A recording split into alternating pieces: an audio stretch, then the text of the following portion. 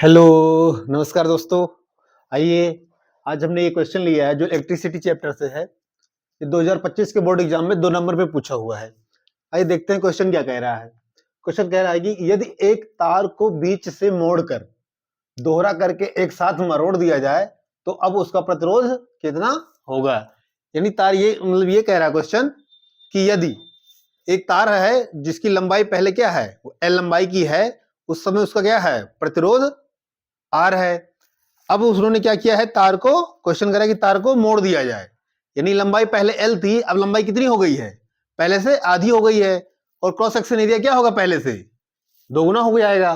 तो इस समय जो प्रतिरोध होगा वो कितना होगा पहले की तुलना में, ये हमें निकालना है। आइए देखते हैं सॉल्यूशन।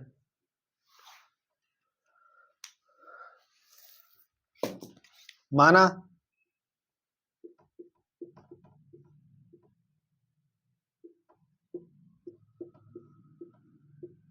पहले तार का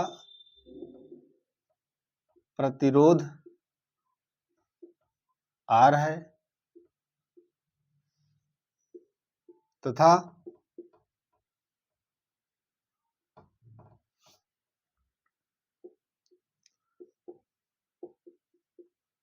तार की लंबाई एल है और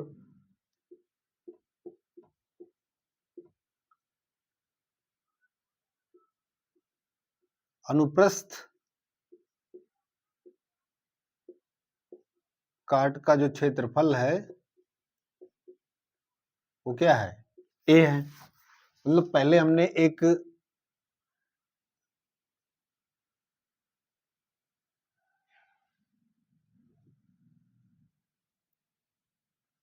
हमने क्या लिया, ये तार है जिसकी लंबाई क्या है, एल है, और इसकी जो क्रॉस सेक्शन एरिया है वो ए है।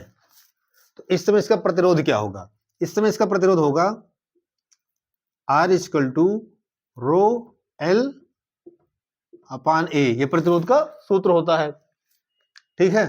प्रतिरोध के नियम में आपने पढ़ा होगा। इसको हमने माना कि इक्वेशन नंबर क्या है, ये फर्स्ट है। अब दोबारा हमने माना तार को मोड़ने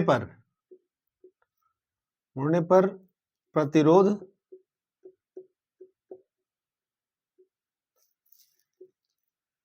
आर डैश, तार को बीच से मोड़ने पर, यहां पे लिखना था, मतलब लिख लेना आप, क्योंकि क्वेश्चन में कह रहा है कहां से, बीच से मोड़ने पर प्रतिरोध क्या है, आर डैश है।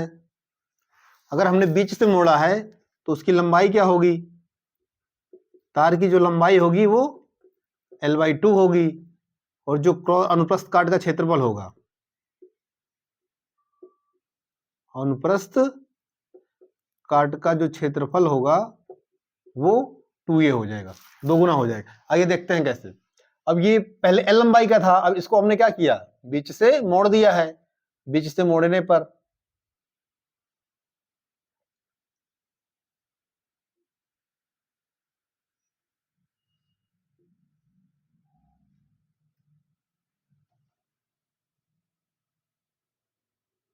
अब बीच से मोड़ने पर पहले वायर इतना लंबा था, अब हमने इसको क्या किया, बीच से मोड़ दिया, तो लंबाई क्या हो गई, अब पहले की आधी हो गई, L/2।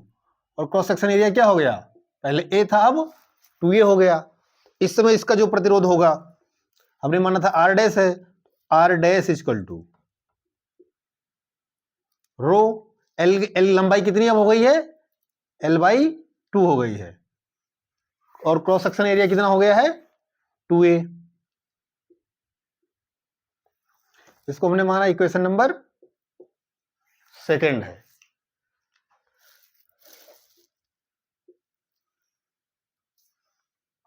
आइए देखते हैं अब आगे।